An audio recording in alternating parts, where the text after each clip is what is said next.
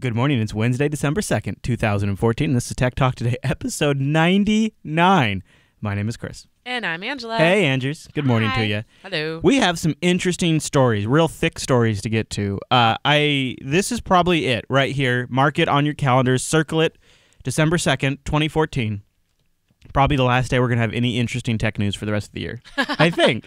Wow. I'm seriously worried what we're going to do with the daily show. So, audience, stay tuned as we, because, if the tech news gets really crappy, I don't want to keep doing a crappy show. Whatever. There's going to be tons of tech out for, like, you gifts, think? Holiday season That's stuff. maybe. We'll see. I mean, that's okay, then we can just cover good deals. Well, I'm going to keep an open mind, but I just don't know what's going to happen. But we have some doozies today, so let's waste no more time. Let's bring in our, look at that, well-staffed panel of experts. Time-appropriate greetings, Mumble Room. Hello. Hello from the future. Hi.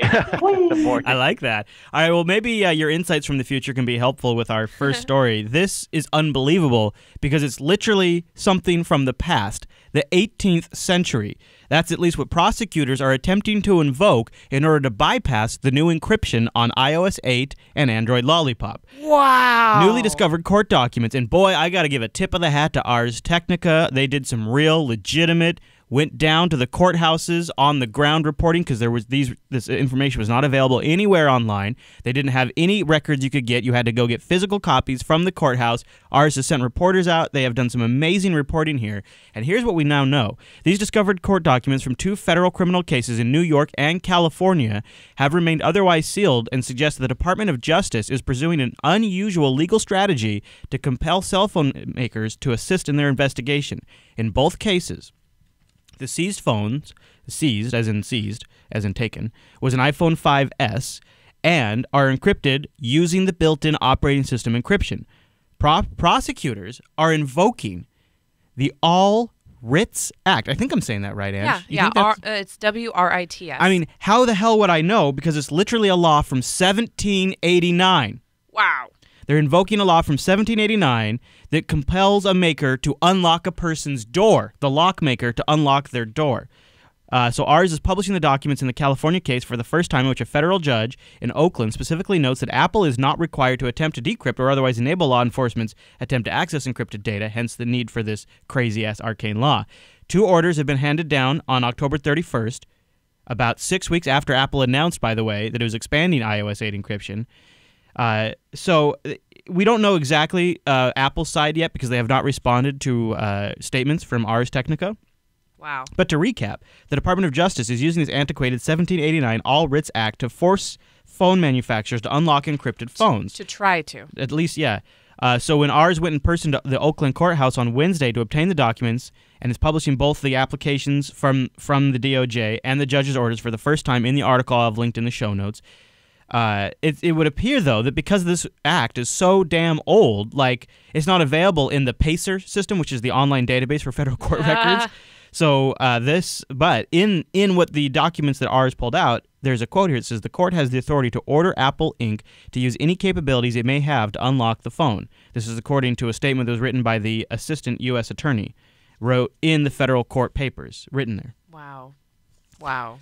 So it goes to show you, and they're trying to keep this secretive, too. And by using this super, super old act, they essentially keep it out of all the electronic systems. They keep it out of the eye of the press. You know what it reminds me of? That quote that Abraham Lincoln said about, if you don't want people to see it, don't post it on the internet. Abraham Lincoln? Yeah. What? Yeah, no, it's a spoof. Like, you can't always believe everything you see on the internet. Right. Or, I don't know. It's something. Anyway, it's just so crazy to pull something that old and try to apply it to today's technology. Yeah, it's not the first time they've done this. And in some cases, it's actually failed. And in some cases, it's been successful. But it's the first time they've tried to do it to get to bypass encryption on a smartphone. Wow. So Sorry, go. I was wondering if this is the reason why Apple announced when they were going to bring in this encryption, that they couldn't unlock it. Right, because there is something in the law here that says that if Apple truly, genuinely has zero capabilities, then they don't have a responsibility to unlock it. However,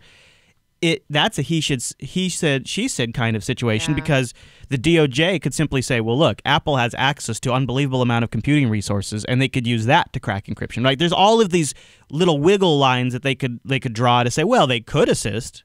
That reminds me of The Heat last night when Melissa McCarthy told Sandra Bullock to turn away so she could pass a lie detector test. Right. It is kind of like that, isn't it? And so it goes to show you these obviously got it put in place for consumer protection. And then you have the government doing anything it can, including busting out this ancient crap. It's just so crazy. And I want to keep this in mind as we move forward to our next story, because there's something that is definitely being ramped up during the consumer buying season, and that is the threat of cybercrime, cyber war, cyber thieves. Right. So keep in mind. Oh, and marijuana. And how bad it is. Well, that's always I mean, like there's hemp oil explosions. But that's more local to us because it's not. I don't think that plays up as much everywhere else. Yeah. Okay. Yeah, because it's recreational here. But that is definitely an angle they're playing over the holiday season. To watch out for getting like marijuana candy in the stockings. Not related to what I'm talking about at all, though. What I'm talking about is I want you to keep in mind that the government, as we talk about these next stories, is using any means possible to bypass and break encryption that Google and Apple have put here to protect consumers. So keep that in mind as we now begin to cover a range of cyber boogeyman stories. The first one is what? What's so funny? Oh, sorry. Spazzy said Bing suggests breaking encryption like it's 1789. That's a little long. I know, but that up. It's just funny because encryption didn't even exist then, you know. Right. Anyway. Spazzy, if you tighten that up, I think we have ourselves a title there. All right, cyber stuff. Do you want me to get into the cyber stuff now, or do you want to interrupt one more time? Okay. It makes a good show. I'm not. I didn't interrupt. I just giggled to myself. I know, mic. but the giggle's distracting. Okay. Now I can't get onto the cyber stuff. All right, so we started covering this story last week. You guys, hey, Mumble Room, you remember the story about Sony Pictures, and they had this crazy screen pop up that took over all their computers and knocked them offline? Yep. You remember this? Very scary. We suspected that it was Sound a little fake. hyped up, right? Well, so let's talk about some more cyber scare stuff. First story we're going to talk about is a cyber ring has stolen secrets from the stock market to game the stock market. And never fear, FireEye, which is a name you're going to hear a lot more about, a big cybersecurity consulting firm, is on the case. According to the report, the victims include financial service firms and those related to sectors including investment bankers, attorneys, and investment relation firms. Rather than try to break into the networks overtly, the attacks targeted employees in each organization with phishing emails. All right, so there's Cyber Boogeyman story number 1. Cyber Boogeyman story number 2. Sony has hired Mandiant, a.k.a. FireEye, to clean up after its massive cyber attack that knocked out the studio's computer network nearly a week ago. By the way, new evidence is out linking North Korea to these cyber attacks. Now, as of yesterday, Sony Pictures is back online, and they believe that North Korea is behind the attacks, and North Korea's cyber army, FireEye, is on the case, and they believe the reason it was North Korea, some real concrete evidence here, it's kind of similar to a hack that happened to a TV station earlier this year, which they also think might have been North Korea. Since they think that one could have been North Korea, and then ergo this one could be North Korea. You see how they link that? I don't really follow it, but Sony is now investigating the North Korean connection, but a new analysis says that it does seem to be the most definitive link so far, and FireEye is on the case. Sony Pictures has gotten their computer systems back online with emails, phones, and everything running now. A country versus Sony. A country versus a company. Right. Seems kind of weird to me. Isn't FireEye a Halliburton subsidiary? I believe there is a link there, and I can't remember what it was. Get your bacon out. Yeah, well, that's what it is. What we're watching is all of these big defense contractors have figured out there's a ton of money in cyber, right? Cyber defense, cyber investigations, and so you get a name for yourself, and then when you have a big attack and you want to look like you're doing something very public to address the problem, you hire these guys. They're like the Ghostbusters of the cyber boogeyman. You bring them in because if nothing else, you're making a big show about trying to do something about it because you're bringing in the brand name. And of course, they can make a bunch of money. And then when you overuse the word cyber, you sound like James Comey. I know, right? I hate it. Yeah. It's like using the word cloud. It's just the worst. So the Wall Street Journal is also reporting that researchers investigating Sony's hack found the malicious code to be almost exactly the same as the code that was used in that March 2013 attack we covered on TechSnap, when a series of South Korean banks and broadcasters were attacked, which was believed to be conducted by North Korea. And I think you touched on something here, Ange. It's country versus company, and I think the idea is it's overwhelming odds It's entire nation states with all of the resources of a nation state against one company, right? It's building this narrative of unbelievable crushing odds, and the only person who can save us, the only entity big enough to protect us, is the government. Yeah, the only thing, there's a parallel here between, like, say, an operating system community and a single person. Maybe that person, maybe that company is a bully. Like, maybe Sony's been doing. Well, it's funny you say that. So here's another reason why they think it's North Korea. Sony is actually working on sort of a spoof about, like, the assassination of the North Korean leader. Why would they do that? Well, because we love those kinds of. We love making Russians the bad guys and North Koreans. And Sony is? Sony Pictures, yeah. Well, they have a whole. Oh, Pictures, right? Yeah, okay, yeah. Okay. Right, because they got a whole. I always bunch think of manufacturing. Yeah, I know. Yeah. But no, thanks. right. They got the whole movie arm. So that's one reason put forward. Huh. Well, that's maybe they're still cranky from Team America. Right? Yeah, that was a good one. I don't know. Was that a Sony Pictures joint though? I'm not sure if it was, but that did make them cranky. I think, it's so funny because they say it's a nation state, right? They say it's North Korea. It could be a dude or a chick in North Korea sitting at a computer doing this. It could be one person. Like in the case of the cyber attack against Target, it was they got in through the vendor's VPN that manages their HVAC. So that just takes one person. What is FireEye doing? I mean, they couldn't making narrow a boatload of money. They couldn't narrow it down to something smaller than a whole country. What FireEye's primary job, it appears to be, is to go in and add some legitimacy to the problem, to hype it up, to make it real scary. What? Isn't North Korea attached or connected with China? Yeah, and that's another good link, right? You could say they're doing China's dirty work for them. And again, I'm not saying these hacks didn't happen.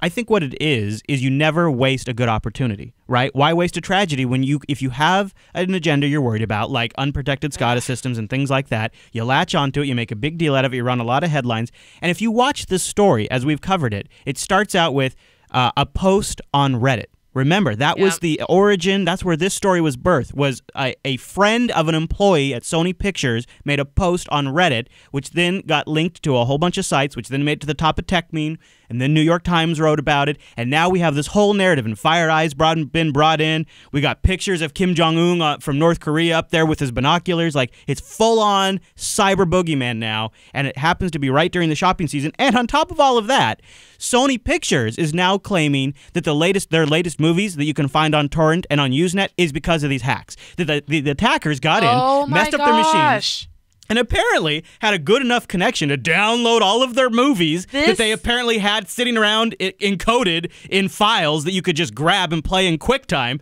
and put it up on the internet because of the hack. Oh my gosh, I see right through this. I know, it's ridiculous. I completely see through this. Thank you. Wow. Wait, was that Kim.com or Kim.gen? Is this Pirate Bay or it just... It's everywhere. And you know what's funny is they cited some of the movies. In fact, I grabbed a bookmark. I'm gonna do a deep dive in Unfilter this week because it's such obvious playing of the media. So yeah, here it is. So if you watch Unfilter, you might hear some of this. So Variety, of course, the bastion of all accurate tech reporting. Hold on, let me skip past the full screen ad. So they're claiming that Brad Pitt's Fury and Annie, another movie, have been leaked online due to these hacks. Wow. Now here's the great part. I saw these on Usenet weeks before the Sony hack. Yeah. So it has nothing to do with the hacks, right? But now they can assign a legitimate dollar value to the cost of this hack. Look how it costs us. And write it off. Look how our business was impacted by these cyber boogeymans. And now our movies are even leaked online. We were shut down for days. That cost us untold thousands, maybe millions. And now our movies have been leaked. And so when these movies don't do very well in the box office, they could say, or maybe the Blu-rays don't sell very well, you could always point to this as well and go, well, they would have sold better if people hadn't pirated them. And you're good. It is a write-off, and that lowers their tax obligation, I would imagine. But it also is an insurance claim. Right. Yeah. Wow. Isn't the NSA collecting information that could be of use here? Why do they have to sub FireEye? Don't they have enough information themselves? And it also, by the way, turns this entire thing into a criminal matter. The theft of Sony Pictures Entertainment content is a criminal matter, and they're working closely now with law enforcement to address that. A Sony spokesperson said in a statement to Variety. Wow. So now it's a full-fledged, Sony outbreak marks the biggest piracy incident since July when Lionsgate saw Expendables 3 pop up online 3 weeks before its theatrical release. You know how this happens? Your own employees leak it, you stupid jerks. Your own employees...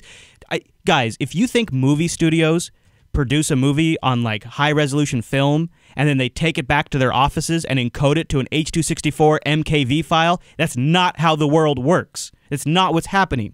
People are releasing Blu-ray and DVD screeners that are inside the circle of trust, and then pirates are putting those up online. It's not from North Korean hackers. Could you imagine the practical data transfer of having to transfer from Sony Pictures servers in the U.S. to somebody's connection in North Korea? How long was that connection open? Yeah, not only that, but yeah, didn't all the computers go down?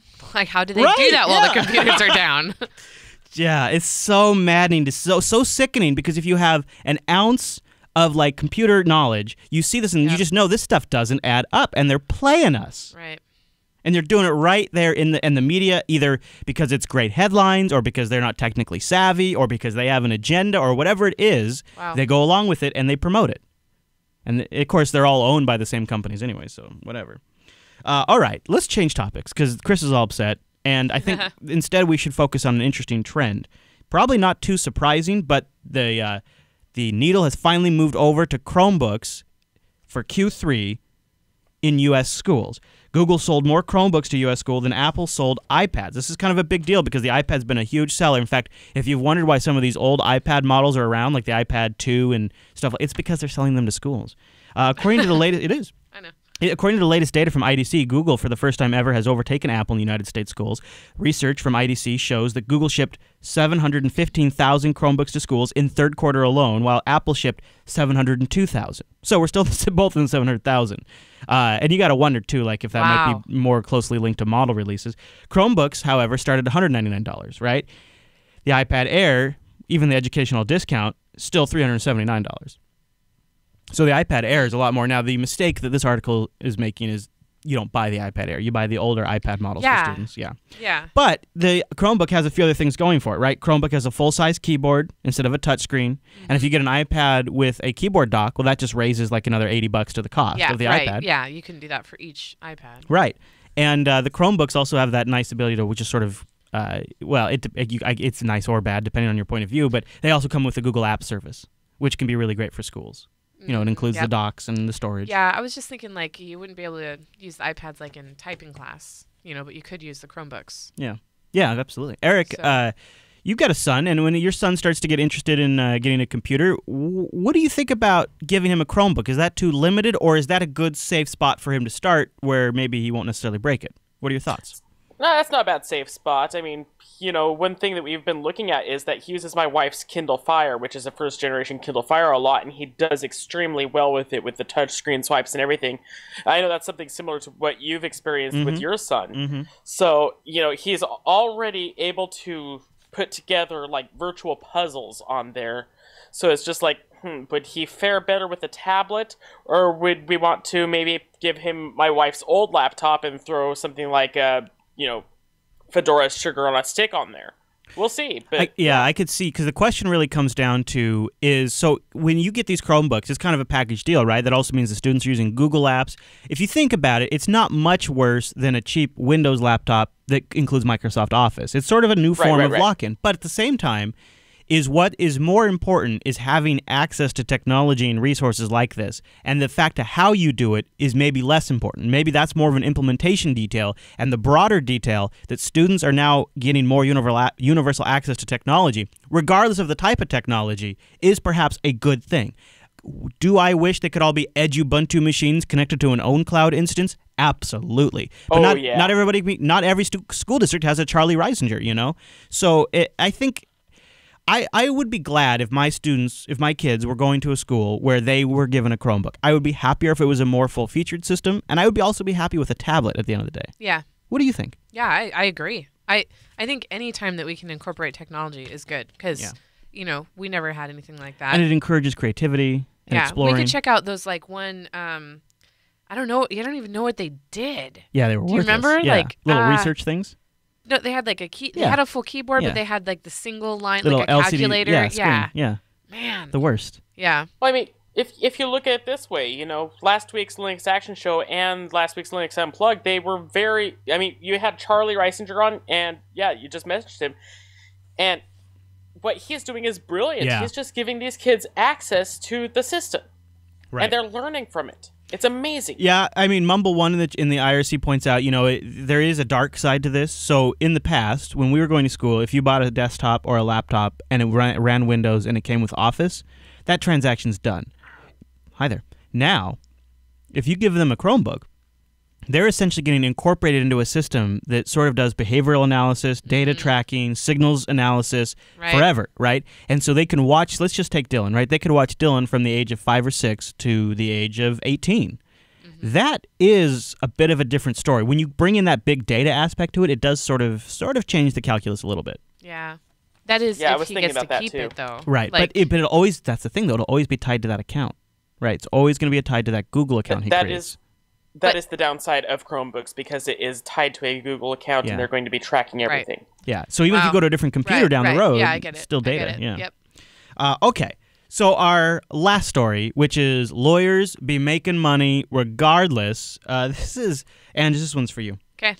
Apple is facing a decade-old lawsuit over DRM in iTunes. Even though they're no longer DRM? Yeah. So this it gets way, way better. Way better. So plaintiffs in the Apple iPod iTunes antitrust litigation complaint, they say that Apple had married iTunes with the iPod too closely, and they want $350 million in damages. What? Well, you think about that, that's like pocket change for Apple. But I know, but what? When all the lawyer fees are said and done, some news sites estimate it to actually be a total of $1 billion that it will cost Apple. The lawsuit accuses Apple of violating U.S. and California antitrust law by restricting music purchased on iTunes from being played on devices other than iPods, and this is the key part, not allowing iPods to play music that's been purchased on other digital music services. At the time, that was Plays for Sure. So they were suing because you couldn't take Microsoft Plays for Sure content and play it on the iPod. Now, Plays for Sure isn't even around anymore. I've never even heard of it. Here's another interesting part to the lawsuit, though. It will feature testimonies, I guess might be the better way to put it, on video from Steve Jobs that he pre-recorded before his death, because this trial's been going on for a decade. Wow. Yeah. So there will be videos from the ghost of Steve Jobs as testimony in this case. I think that's why this is getting some traction. The original January 2005 complaint in the case references music distribution industry that basically no longer even exists in this complaint. The document refers to iTunes competitors like Napster, Buy.com, Music Rebellion, Audio Lunchbox, and also refers to music players as examples from Gateway, Epson, RCA, and eDigital. None of them are even making MP3 players anymore. Ridiculous. The opening paragraphs of the complaint talk about the defunct CD seller Tower Records. Here's the deal. Like, okay, so if you can't play music, then don't use the iPod. I know. It's so dumb. They say Apple has rigged the hardware and software in its iPod such the device will not directly play any music files originating from online music stores other than Apple's iTunes store. Well, yeah. I hate people. I know, right? So Apple removed DRM from iTunes in 2009. The lawsuit covers the iPods that were purchased from Apple between September 2006 and 2009. So this is only about iPods from 2006 to 2009. The March 2009. That's a month before Dylan was born. Yeah. That's crazy. Yeah. And look, nobody likes vendor lock-in. Obviously, that's awful. But it's not even a monopoly, because all those other places were offering music and listening to it. And if you owned it, right, didn't it go DRM free? And I think for a while anything you bought from iTunes had DRM. Okay, just from the iTunes store though. But that was actually put on them by the request of the music industry to begin with, which is kind of funny. Oh my gosh! So that's ironic. And then like the other services they announced they all sucked. Like the Microsoft ones sucked. The Napster sucked. They all sucked. Yeah. And the one that finally really started to take away the dominance was Amazon, and that's not even mentioned in their suit. Wow. Yeah. Like, I look at this and I think, boy, lawyers are just always going to make money regardless. Yeah. It will be interesting to see if those videos of Steve Jobs ever make it out. Yeah. You got to wonder. And nowadays, it's like a mood issue. Like, it seems like people just using streaming. All of this has DRM. Seriously. Like, nobody complains that your Spotify music doesn't work on Pandora. Right. It's weird. Yeah. All right, there you go. So was there something we didn't cover today that you wanted us to cover? Go to techtalktoday.reddit.com and submit it over there, techtalktoday.reddit.com. I could actually use your help, too, as the holiday season is here. The news slows down, so we need extra people. One story that's in there that I decided not to cover, but it's been kind of interesting to watch, is that NPR report that we heard over the weekend. Yeah. Adams One submitted that to the subreddit. It was a pretty good report. Yeah. Although I would like to say that they made it sound like the overhead costs of podcasting was way low, and it's not, because things are constantly failing. Oh, did they in that report? They're like, he said something like it's kind of a joke how cheap it is to maintain. Like that. I think that depends on your perspective. Low. Like, it's extremely expensive to us, but maybe to like radio professionals, broadcasters, where they're they sit in multi-million-dollar studios. Okay. Well, I think it depends on because to us it seems like an unbelievable burden of cost. But, and so many monthly cloud services. Gosh, that we have to do. But I know. Let's see. Anonymous Mouse also submitted the Sony Movies leak online after hack. Thank you, Anonymous. Great. Good. No problem. Don't forget to go to Jupiter.gift. The Polos campaign ends today, actually. You think there's enough? I mean, what are you going to do now at this point, right? It's kind of too late. Nope. And look at that. The jacket has ended. Printing goal. 93. We're close. 93 of 100. That is great. Sweet. That's amazing. 10 hours left. It is really a really great polo. So Anonymous, when you saw that story, did you submit it to the subreddit because it smelled like BS to you about the leaked Sony? Well, it was just a follow-up from when you were discussing it on, I think, Friday. Right, yeah. But what I thought when I saw it is, if you look at the bottom of the post that I did, they said that the hackers had also got the Audio Magic private keys, which is part of the DRM that detects whether or not you've got a fake audio stream on there, and then like zaps it out for you. So if they've got the actual private keys, somebody's actually hacked them, and it's not an inside job. Huh. I wonder. I'm looking at also Torrent Freak shows some files that looks like Sony Pictures staff have downloaded, including Adventure Time. yeah, that was the fun part, because they've actually downloaded their own pirated material. Yeah. Whoops. Yeah. So that'll be in the subreddit, and that's a good follow-up read to that story. I will read that after the show, which will be great for my unfiltered coverage. So thank you, Anonymous. And you can submit something over there, too. Also, if you'd like to support the whole network, we really could use your support. We've lost a few supporters over the last couple of days.